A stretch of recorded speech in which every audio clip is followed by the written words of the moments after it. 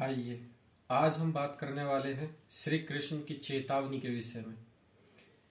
आप सभी को पता होगा कि महाभारत जब हम लोग पढ़ते हैं तो उसमें एक हिस्सा आता है, अंग आता है, जहां पर श्री कृष्ण पांडवों की तरफ से एक मैत्री संदेश यानी कि सलाह का संदेश भी लेकर के कौरव सभा में उपस्थित होते हैं। और वो कहते हैं कि यदि मेरी तरफ से दिए गए प्रस्ताव को ये कौरव सभा मान लेती है तो मैं ये आश्वस्त करता हूं कि पांडव भी उस आपके प्रस्ताव को बिल्कुल मान लेंगे।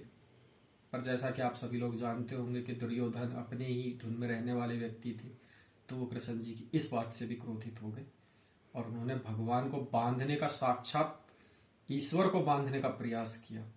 और जब ये हुआ तो कृष्ण जी को क्रोध आ गया और उसी इस पूरी एक, आप कह सकते हैं, पूरी प्रक्रिया और कांड को हमारे श्री रामधारी सिंह दिनकर जी ने अपनी कविता में लिखा है। वर्षों तक वन में घूम घूम बाधा विघ्नों को चूम चूम, सह धूप घाम पानी पत्थर, पांडव आए कुछ और निखर। सौभाग्य न सब दिन सोता है, देखें आगे क्या होता है। मैत्री की राह बताने को, सबको सुमार्ग पर लाने को, दुर्योधन को समझाने को, भीषण विध्वंस बचाने को, भगवान हस्तिनापुर आए, पांडवों का संदेशा लाए। दो न्याय अगर तो आधा दो, यदि इसमें भी कोई बाधा हो तो दे दो, केवल 5 ग्राम रखो अपनी धरती तमाम, हम वही खुशी से खाएंगे, परिजन पर पसीना उठाएंगे। दुर्योधन वह भी दे ना सका, आशीष समाज की ले ना सका, उल्टा हरि को बांधने चला, जो थे असाध्य साधने चला। जब नाश मनुष्य पर छाता है, पहले विवेक मर जाता है। हरि ने भीषण हुंकार किया, अपना स्वरूप विस्तार किया। डगमग डगमग दिग्गज डोले, भगवान कुपित होकर बोले, जंजीर बढ़ाकर साध मुझे, हाँ हाँ दुर्योधन बांध मुझे।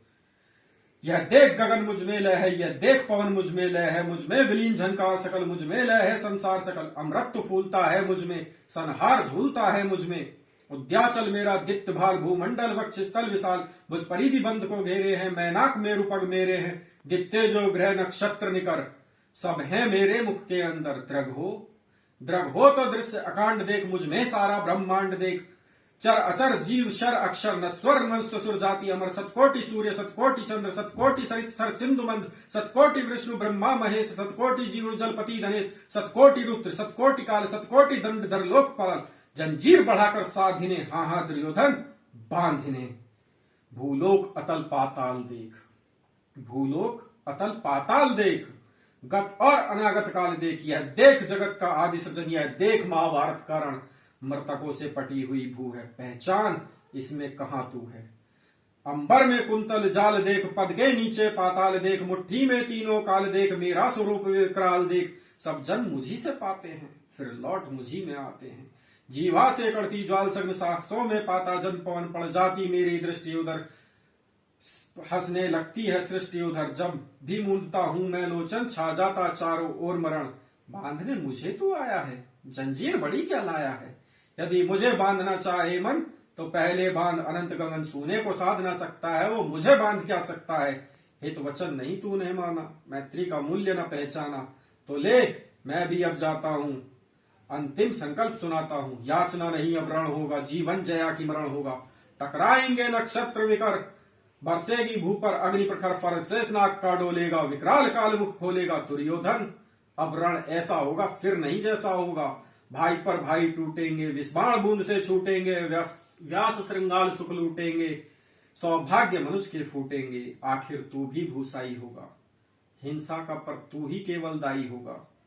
थी सभासन सब लोग खड़े, कुछ थे चुप थे कुछ बेहोश पड़े। केवल 2 नर नाग आते थे, पितामह विदुर सुख पाते थे। कर जोड़ खड़े प्रमुदित निर्भय, दोनों पुकारते थे जय जय जय जय जय जय। इन पंक्तियों में रामधारी सिंह दिनकर जी ने इतनी सरलता और खूबसूरती के साथ वर्णन किया है कि जब कृष्ण जी अब सभा में दुर्योधन को स्वयं को बांधने की चेतावनी देते हैं कि दुर्योधन अगर तुम कर सकते हो तो आओ और मुझे बांधो। और दुर्योधन जब ये दुस्साहस करता है कि वो कृष्ण जी को बांधने के लिए जंजीर लेकर आगे चलता है, तो कृष्ण जी क्रोधित हो जाते हैं और अपने विराट स्वरूप में आते हैं। परंतु भगवान के विराट स्वरूप को आप सभी जानते हैं कि हर व्यक्ति नहीं देख सकता, और पापी तो बिल्कुल नहीं देख सकते, और कौरवों की पूरी सभा पापी थी। तो जैसे ही श्री कृष्ण अपने विराट रूप में आए तो वहां पर मौजूद सभी लोग, जितने भी पापी दुष्ट थे, सभी के सभी लोग मृत समान यानी कि बेहोश हो गए। केवल उस पूरी सभा में 2 ही लोग थे जो होश में थे और जो प्रभु की स्तुति कर रहे थे। एक थे विदुर और दूसरे थे पितामह भीष्म। तो ये कविता थी श्री रामधारी सिंह दिनकर जी की रश्मि रथी से। चलिए, आप सभी का सुनने के लिए शुक्रिया, धन्यवाद।